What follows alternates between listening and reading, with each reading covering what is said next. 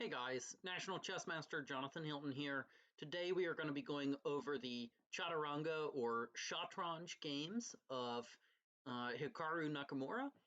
To give you some idea what that is, this is the way that chess was played in the 800s or 900s AD up through the 1300s AD.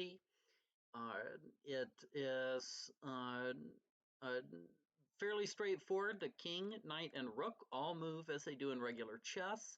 The pawns move more or less as they do in regular chess, but they only move one square on their first move, and they can only promote to this piece, which is known as the advisor or vizier or furs or fursian, depending on what ancient language you spoke.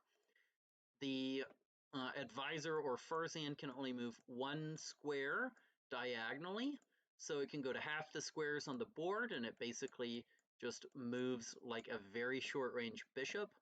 And then the tricky guys are these guys, the elephants, which jump two squares, so they jump over pawns, they jump over other pieces. They jump and they go exactly two squares on the diagonal, so that each one can only visit a total of 8 squares on the board. So they're not a very powerful piece, but they can be very important in sacrifices and for other kind of supporting role uses. Okay, with that, let's get going. So we have International Master Levy Rozman with the white pieces. Hikaru opens with this elephant jump to a6. Not a good move, but as you will see, this is Hikaru's first game of Chaturanga, and he pretty quickly figures out that the elephant is not ideally placed here, and within the next 10 moves, you're going to see him drop it back to c8 again. Knight f3, knight f6. Okay, normal moves in regular chess, but typically you'd want to lead with your pawns when you're playing Chaturanga. So it would make sense to invest the time in getting a pawn to f4. b3, this makes sense. White's getting ready to do a pawn storm on this side of the board. And we see e6, knight c3. Again, might make more sense to try to get a pawn up in front. The white pawns are going to be pretty limited because they haven't been developed in front of the knight. But I like the way that Nakamura plays this. He's just putting his pawns in the center, and he's going to start creating a center position where he can start pushing himself in the center. So that's very good. b4, not a bad move, taking advantage of this kind of awkward looking elephant on a6, getting ready to play b5. And Nakamura wisely drops the bishop back to c8. That makes perfect sense. Don't want to just allow white to play b5 whenever with tempo. a3, d5. Good move from Nakamura here. Getting some control over the center. We see g3. This is a fine move. It often makes sense to invest some time moving the pawns up in Shatranj. c6 looks fine. Elephant to h3 is kind of an interesting move, and it's really tricky in that it has a very subtle point. Black would like to be able to bring his pawn into e5 and kind of dominate the center here. But the elephants, which are not normally worth a lot, can sometimes do some surprising moves. Elephant to f5 would attack this knight. The knight is considered a major piece in this game rather than a minor piece like in regular chess, so you have to save it. But then this pawn on e5 falls. So Hikaru here having to be a little bit careful, not able to play the pawn to e5. One potential solution to that at this point is actually to go ahead and try to develop out this Fursian. Something like here, and then and there's no castling in this game, so castles isn't a move, but maybe white would play king f1 with the idea of tucking the king away on g2, and then black would simply play the Fursian up here, guarding the e5 point, and then allowing himself to play e5 at a future point. Another idea, black could also just play g6 to prevent the elephant from jumping into f5. Instead, we see this elephant jumping out to d6. Not a bad move per se by Nakamura, because he is trying to just get a little bit of activity on this pawn, trying to just kind of develop out. We see he's thinking about ways to try to get his king sort of castled by hand. But in a very practical sense here, black's already lost a little bit too much time, and so the move bishop to d6 here is just too slow. White continues with e4, and now there's not really a good way to stop white from playing the e5 push. So we see that black probably would have been better off trying to get the furs in here so that he would have control over the center. Remember, the elephant can't take on this square, it can only jump 2 squares out this way. So pawn to e5 is the threat. Nakamura jumps back, just anticipating that. I'd note that it's still acceptable to just play something like Fursian here, with the idea that after pawn to e5, black just simply goes back. He's preparing the f6 break, so probably we see takes and takes. And even though black has sacrificed this elephant, he's gotten some good development with the Fursian for it, and he'll be able to take control of the center. And white has given up the very important e-pawn, a very good center pawn, in exchange for that elephant. Pawns and elephants roughly equivalent anyway, or sometimes elephants are worth even less than pawns given their limited scope. So black would be doing just fine here, and would be able to continue with something like e5, maybe bring the knight back to f6, or maybe put it on e7. Find a way to castle this king by hand, either bringing it to the c7 square, or by playing f6 and king to f7, and black will find a way to get good pressure on the e-file and start to roll with his center.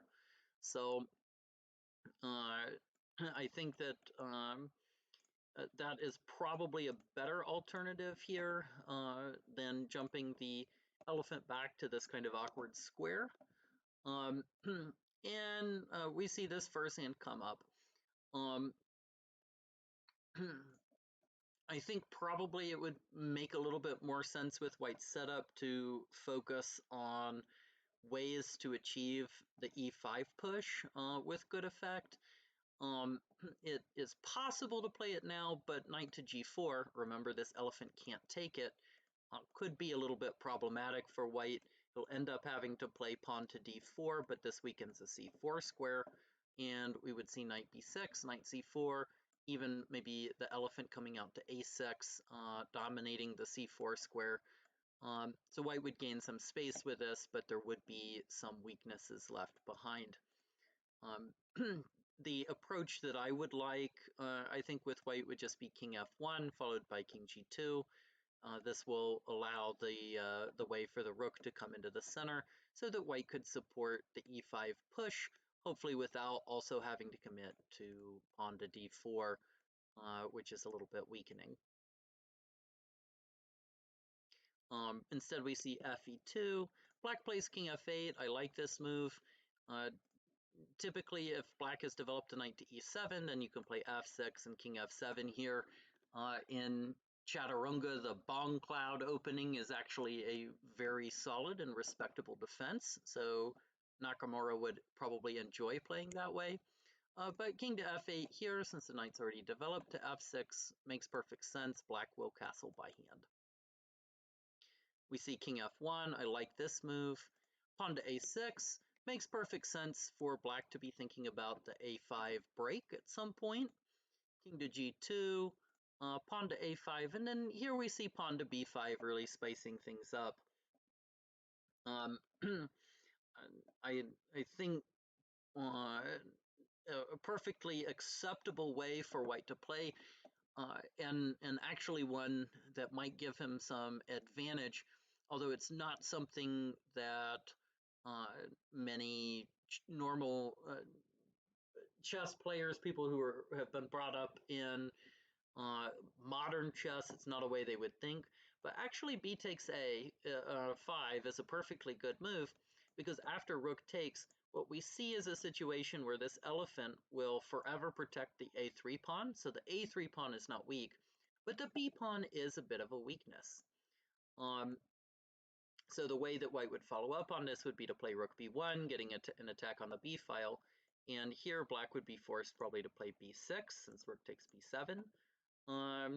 Is not a problem, or is going to be a big problem. And white at this point would need to find a good way to continue to just take space or to get activity.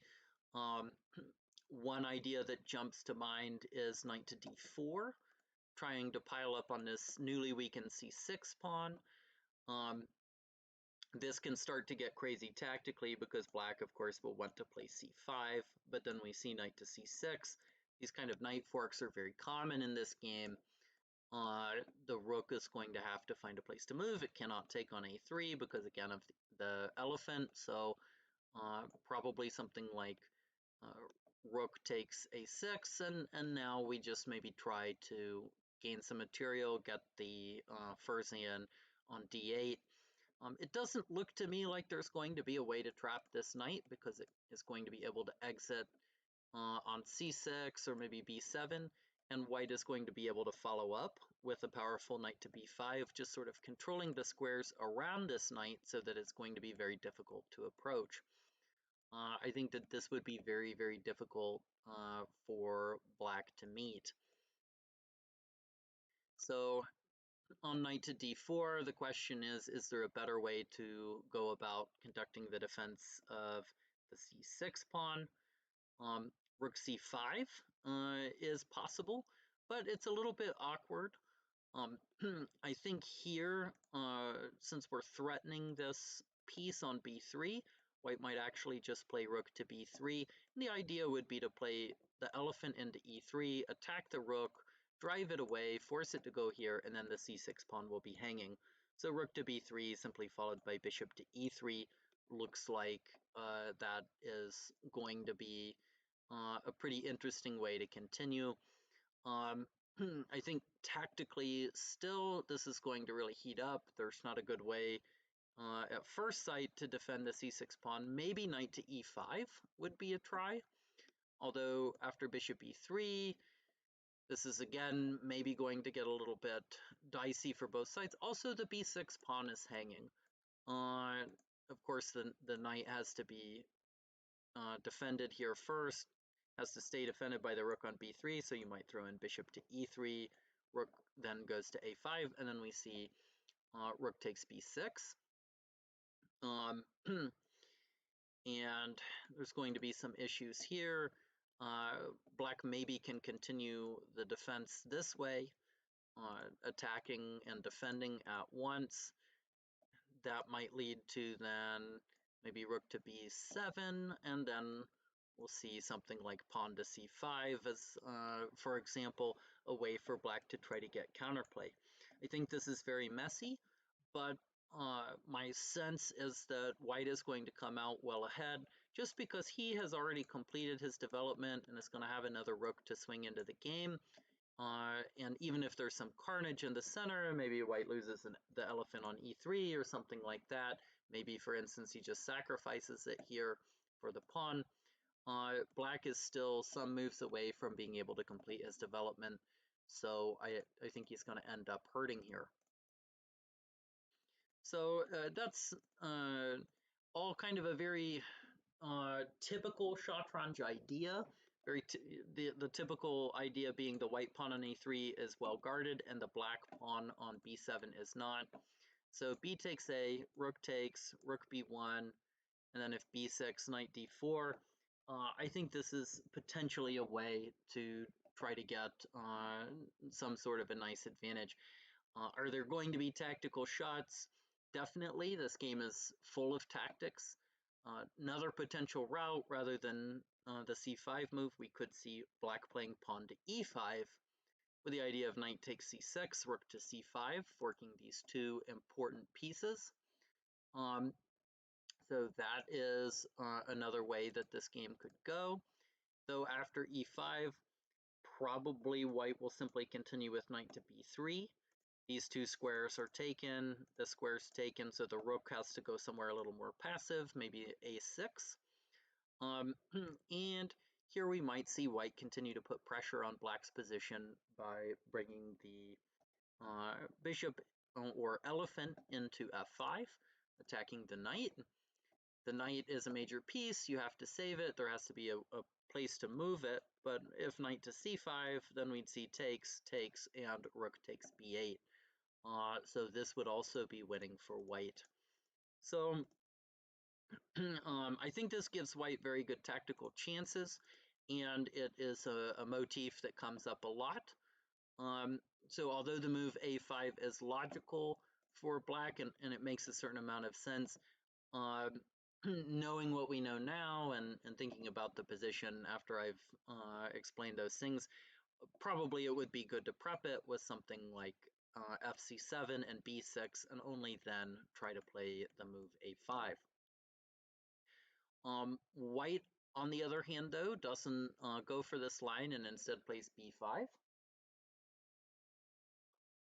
And here we see pawn to a4, which is probably a bit of a questionable decision, just because this pawn is always going to be weak, whereas the white pawn on a3 is always going to be defended by the elephant. I tend to think maybe pawn to c5 with the idea of following up, probably with pawn to b6, or maybe running the first hand into that square, just maybe, would be a little bit more principled way to play. I think the move a4 is going to create a lot of weaknesses. Rook b1 makes sense. And then after c takes b5, this looks like it's going to be a very difficult position for black. White plays knight takes b5 though, which probably drops this e4 pawn. Rook takes b5, putting pressure on the pawn on b7 would be the way to go. Black at that point would maybe defend it by playing pawn to b6. Remember that this elephant does not guard this pawn. This is always a bit of a blind spot for new players. The elephant, in fact, is just limited to going to that a6 square. So pawn to b6 is one way that we might see the game shape up, but then after e takes d5, it looks like white's going to be winning an important center pawn. So instead, black probably would throw in this move with d takes e4. White probably continues with d takes as well, and there's going to be pretty good pressure. Pawn to b6 is playable, but then, all right, maybe just rook d1, and white is going to have very good pressure on the open lines. Meanwhile, black is struggling in his development. All of the pieces are more or less along the back rank, with the exception of these two knights, and it's very congested. So white should be in really good shape there. I guess another possibility for white after c takes b5 is that he can throw in the move e takes as an intermezzo, with the idea of just after takes, rook takes b5, now white is forking these pawns and should be able to follow up with knight takes d5 and win one. So that is a possibility as well. But Levi here goes for knight takes b5, and the idea was probably to try to just generate some knight activity and come into one of these squares. But unfortunately for white, these are really well defended. The elephant defends a d6 square, and this first hand defends the c7 square. So white is not going to get anything out of this attack. D takes e4, d takes e4, and here we see elephant to a6 again. I actually think it's perfectly safe for black to just go ahead and play knight takes e4. The d6 square is very well controlled, and of course knight to c7, which is maybe what Hikaru was fearing here, would just be met by f takes c7. So that looks like it's going to be pretty problematic for white. But okay, bishop or elephant to a6, not a bad move. Just trying to develop. This knight goes back to d4. Again, I think maybe there was some unnecessary anxiety on white's part about the proximity of this elephant and this knight, and so he felt like he had to move it. But I think that that's not the case. It would make more sense to just play rook to d1 here, indirectly guarding the e4 pawn, because takes would be met by rook takes. So here, white would be able to keep up the pressure on black's position, and white would continue to enjoy some lead in development, which could turn decisive at any moment. But after knight bd4 and then fe7, the black position is really kind of making a comeback. Um, White does, of course, then grab this pawn on b7, but then after knight c5, Hikaru has pretty good activity. So it's not clear how white is going to get an advantage. But here, Gotham Chess, probably seeing some kind of ghost, or maybe not understanding the value of the pieces, goes in for the sack. Rook takes e7. This is definitely the losing move. White should just cut his losses and run with the rook. Probably this is not right, because then after fd6, the rook is in a very awkward situation. It can't go to c8 because of elephant takes c8. And in fact, it would probably have to go to this fairly awkward square. That being said, white still has some pressure here, and he still has some try to play e5 at some point, although probably after knight takes, white is just left with a very awkward looking rook. So rook to c7, probably not the right try, but there's probably no reason not to put the rook on b6, or even just to drop it back to b1, which would be fine. Even dropping it to the b2 square is probably okay, with the idea of playing elephant to e3 and then rook on h to b1, just doubling up on the b file. And while black has gotten some activity and is going to be taking the e4 pawn, I don't see any indication there that white's actually going to be worse. After this sacrifice, though, there's not really much hope for white. He plays pawn to e5, but then knight to d5. So black's major pieces, his knights, are very active, and now his rooks are going to come through and simply mop up the game. Knight to c6 check. Okay, white's flailing around a little bit here, but there's really no hope at this point, because the rooks are going to crash through, and it's 2 rooks to 1. So the attack just peters out here. King to f8, which is fine, but it's not really necessary. It's perfectly acceptable to just play rook takes c2 here. But Hikaru goes ahead and castles up his king, and rook a to c7. Doubling on the c pawn is not the most effective, because this Furzan defends it. Just playing rook to b7 and then coming into b1 would be absolutely devastating, because after the elephant moves away, there's going to be a pin on the Furzan here, and then rook takes c2, definitely going to be a possibility. But rook a c7 and then c3, of course this is just a little unforced error, because now rook takes c3, and the rest of the game doesn't last very long. Hikaru is simply going to be crashing through, and at this point, white flagged. So a very interesting game. Plenty more games by Hikaru for us to look at, so we're going to see how he does. I think it was a great first performance by Hikaru. The opening with bishop a6 was a little bit questionable, but he figured that out early on. The elephant jump to d6 was also probably a little bit premature, because he ended up having to stick it back on b8, although, as I mentioned here, f to e7 was probably fine, just giving up that piece. The castling by hand idea was good. Pawn to a5 probably doesn't work on just the very concrete ideas here. This pattern, just a very popular pattern that comes up in Shatranj games pretty frequently, and it's a good tactical series to know. I think that was going to be a chance for white to get a big edge. And the way that it actually turned out with a5 rather than something like c5 trying to close up the game, white got a really big advantage in development.